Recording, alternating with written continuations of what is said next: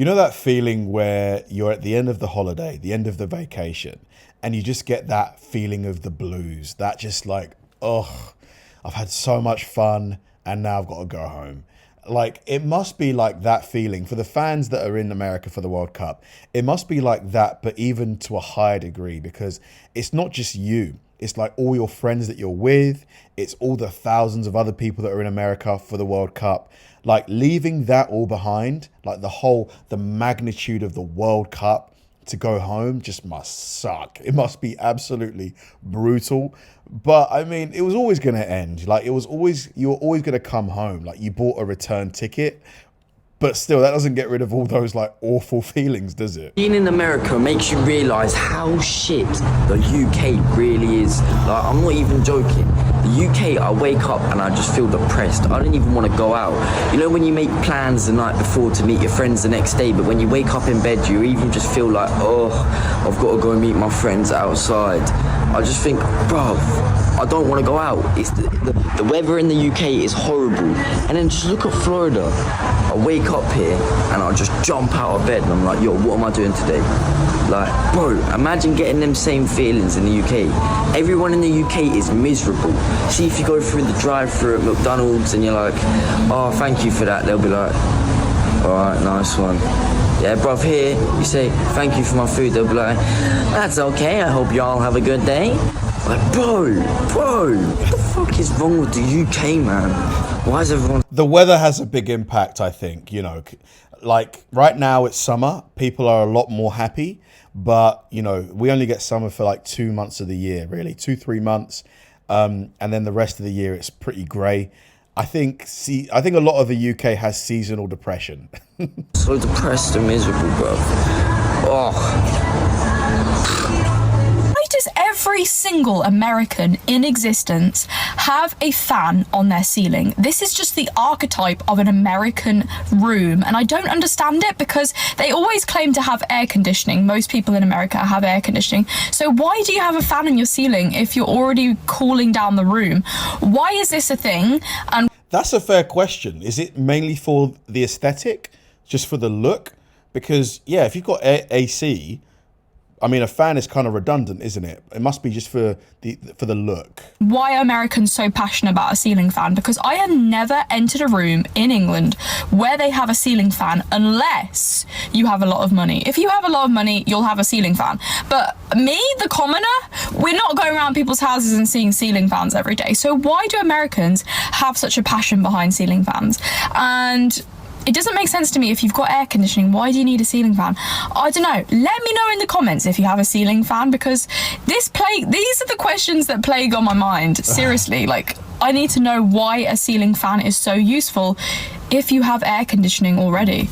It doesn't make any sense to me whatsoever. You can tell she's put a lot of thought into this, like it really is bothering her.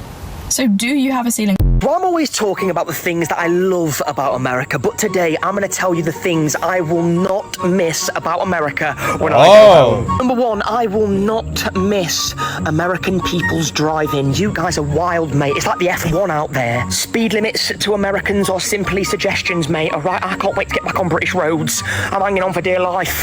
The bugs, the insects, mate. Yes, there's a lot of bugs, a lot more bugs.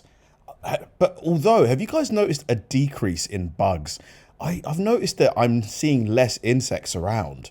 Have you guys noticed that as well? The things I'm finding in America are the things you should only find on Mars, mate. I'm finding 3-headed, 7-legged animals out here, mate, yeah? Just bugs landing on me. I don't... Okay, this last one, respectfully, I'm just not going to miss it. The sheer size of America. To an American person, a 45-minute drive is nothing. Americans will drive 45 minutes just to go to a gas station, mate. Just to go to Walmart to pick up some snacks. It's massive, mate. It's massive. Yes, the distances are just completely a different level. Different level. The furthest somebody would drive to get groceries here is maybe 20 minutes, maybe 25 minutes. A 25-minute drive in America is like nothing. Thinking about this holiday, and I'm thinking, I really wish I was jetting back to the States. Like, I really wish I was going to Texas or Tennessee or a southern state or like Louisiana or Nashville or something, because Europe. I've just had enough of it. 3 months in America as a Brit, and here is what I have withdrawal symptoms from, and I miss the most. I need to try sweet tea. And I don't want to make it myself because, number one, I'm lazy. And number two, I don't think it will be authentic. I want to go to an American restaurant and get sweet tea there. So much. Look how beautiful it is. Oh, no. I've been missing Americans, really. We just had dinner with a couple from Texas who have chance to travel to Romania, and they text us saying, hey guys, we're watching you a couple years, we would love to have you on dinner.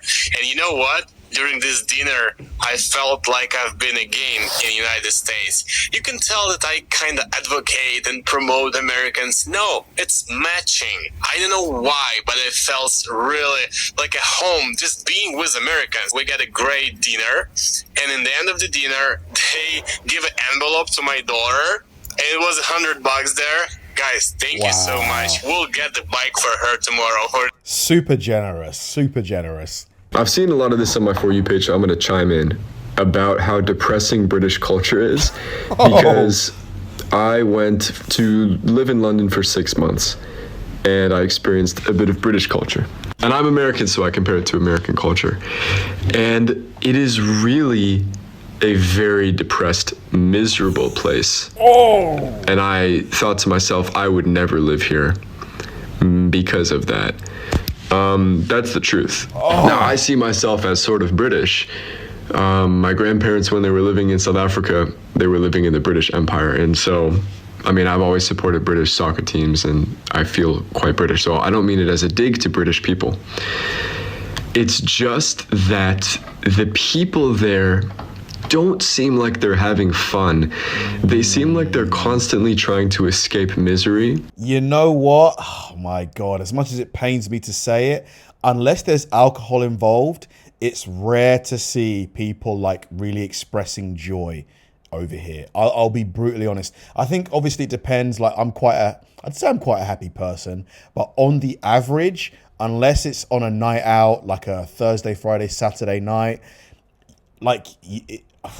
I'm trying to think of places where you'll go and see people like really expressing happiness. Very far and few between, to be honest with you. They seem like their work is just so depressing, and that the joke is that everything is depressing and bad.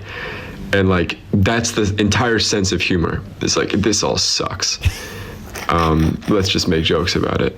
The class system is so obvious and weird. Like, they're just upper class people, lower class people, and you're just born into it. And the accents, you can tell based on people's accents, and that's weird. In America, it's pretty much like you have to give it to us, or to America, that you just earn your way. And I know there's lots of, people, you get born into things, you're lucky, but if you get rich, if you move up in your class, you're just able to. In England, it's like, you're never gonna really be upper class if you're born lower class. They'll always know that you're not, because it's about culture. It's not just about money, it's about... The class system here is really funny, actually. Like you might have somebody who's really posh, but they're very cash poor. They've got no money. They just live in a big house that was passed down to them by their dad and their dad and their dad. But because they've got that really posh accent and they wear tweed blazers, they're seen as like super upper class or an aristocrat, even though their bank account might be empty. It's really incredible. And then you might have a plumber who is really, really cash rich. He's got millions and millions and millions of pounds. But because he talks like this, do you know what I mean? He talks like he's Cockney. He's always going to be seen as a working class guy. It's incredible. I like the way you act. And there's a lot of like interclass like anger and like weird feelings. And also, I just want to say there's a lot of anger in the culture. I was at a lot of games, soccer games, Premier League games, things like that. And the fans are so angry. Like, it's not like America where people get mad or whatever, and, but it's like normal. It's like they're a little mad. In England, they're like so pissed the whole time. They're just looking for like reasons to let their anger out. And there's so much anger, there's so much swearing. There'll be a 6-year-old just yelling the C word. It's like, what the hell? What's going on here?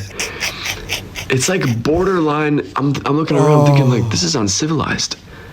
This is the nation that was telling everybody else, we're so civilized. We're gonna civilize you. And I'm like, I haven't seen a bunch of people this uncivilized for my entire life. I remember when I left Texas last year, I was kind of sad as well because I had such a great time. Such a great time. Although, you know, I've mentioned this before, but when you are on vacation, it's not the same as living somewhere. Like, I'm sure if I spent a lot of time in Texas, there might be things like a year or so. There might be things that, you know, I noticed that I don't like. But that 2 weeks was just so much fun. Like, not just the food and all the things that we did, but just the people and the energy of the place. I really liked the energy of the place. There was just this like feeling of like, I'm trying to put it into words, but like anything is possible. I guess that's what I felt when I was there. That exists here to a degree, but it's lesser. It's less so.